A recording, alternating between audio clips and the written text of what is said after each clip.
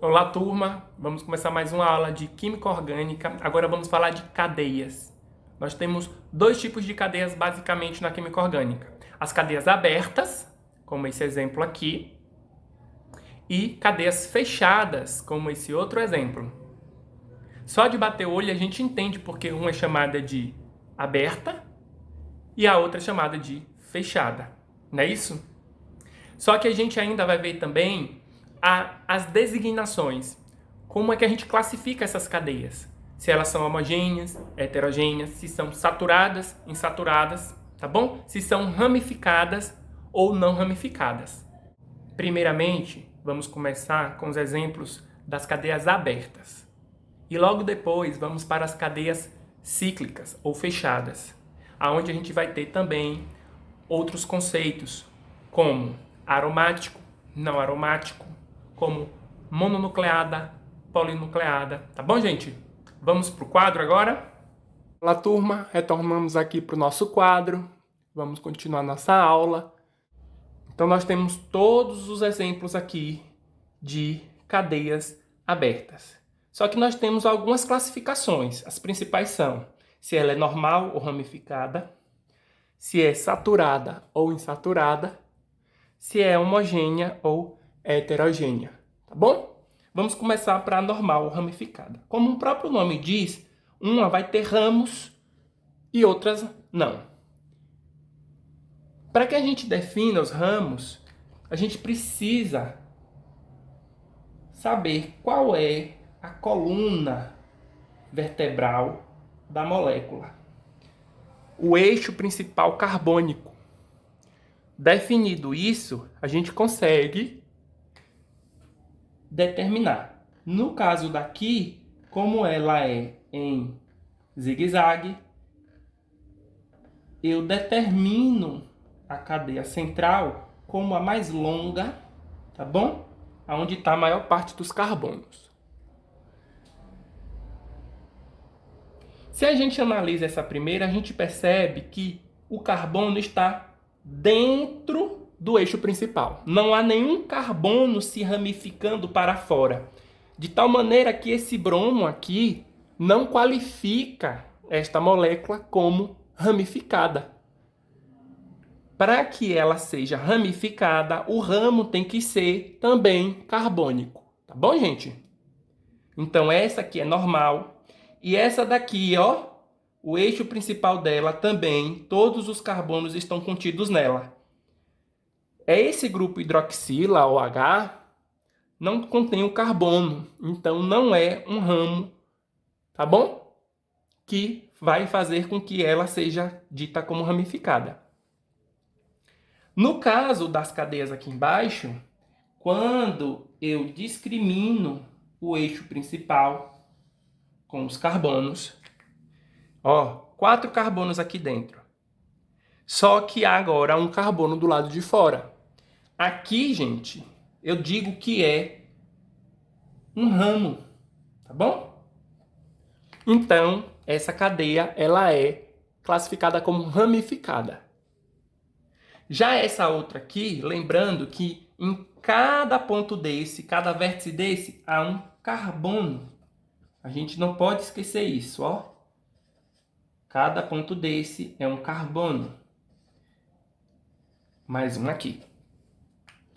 Agora eu vou fazer a mesma coisa. Eu vou pegar aqui o ramo maior e vou traçar ele para com que eu fique com uma situação mais fácil de visualizar. Neste caso aqui, gente, olha só. Há um ramo de carbono saindo aqui. E nesse caso, há um outro ramo de carbono saindo aqui. Nós temos 2 ramos. Essa é a cadeia primária, principal, e essa a gente chamaria de cadeia secundária e terciária. Nesse caso, nós temos a cadeia principal e uma cadeia aqui secundária saindo. Já na normal, nós não temos ramos saindo, tá bom? Somente a cadeia primária de carbono. Pronto. Agora nós vamos para saturada e insaturada. Qual é a diferença, professor? Na saturada, só haverá ligações simples entre carbonos, tá bom? Como a gente pode perceber aqui, a ligação entre o primeiro e o segundo carbono é simples e o segundo e terceiro carbono também é simples. Então, ó, eu tenho aqui somente ligações simples. Então, vai ser uma cadeia saturada. Nesse caso daqui, a gente percebe que é uma ligação dupla. Só que essa ligação dupla é feita com um oxigênio. Tá bom, gente? Eu preciso entender que para que seja saturada, as ligações simples têm que ocorrer somente entre carbonos. Se a ligação dupla ocorre com o oxigênio, essa ligação dupla aqui, ela não vai ter valia para eu determinar se ela é saturada ou insaturada. Se aqui fosse um carbono, aí sim, essa cadeia deixaria de ser saturada, porque esse carbono estaria fazendo uma ligação dupla e não simples com outro carbono, mas não é o nosso caso. Então, não se deixe enganar por outro elemento que apareça. Porque a minha cadeia principal aqui de carbono seria essa, tá bom? No caso da insaturada, nós temos aqui um outro exemplo. Diferente desse daqui, que havia somente simples, eu tenho aqui uma ligação dupla. Então, na insaturada ocorre ligação dupla ou triplas entre carbonos. Olha só, uma ligação dupla. Então, essa ligação dupla aqui configura como insaturada. Quando a gente analisa a cadeia principal dessa, olha só, eu fiz assim para deixar de fora essa ligação com o nitrogênio. Então, a ligação tripla feita com nitrogênio não configura como insaturada. Tá bom? Entre esse carbono e esse carbono, lembrando que aqui tem um carbono, há uma ligação simples. Entre esse outro carbono e esse outro carbono, ligação simples. Entre este carbono e este carbono, ligação simples. Mas aqui, entre este carbono e este carbono, se a gente fosse numerar os carbonos como 1, 2, 3, 4, 5 e 6, há uma ligação dupla entre o carbono 2 e o carbono 3. Essa ligação dupla aqui configura como uma insaturação. Então, essa cadeia ela é insaturada, esta cadeia é insaturada por causa das ligações duplas. Professor, e se ao invés de uma ligação dupla tivesse uma tripla? A tripla também confere que a cadeia seja insaturada, tá bom, gente? Agora nós vamos para as cadeias homogêneas e heterogêneas. No caso das cadeias homogêneas, a gente vai usar a mesma regra de separar a cadeia principal.